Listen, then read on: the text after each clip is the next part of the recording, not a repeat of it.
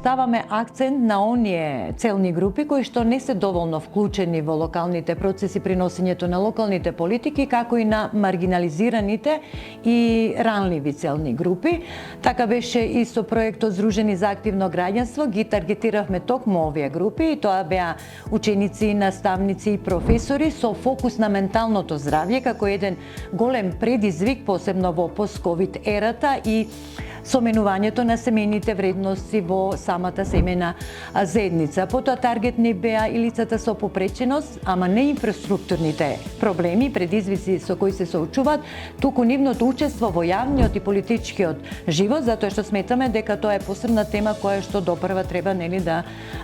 ја работиме и сите, целата локална заедница да има поголемо влијание врз нивното поголемо вклучување во заедницата. И еве најновата акција не е со лицата од трето доба, и тоа е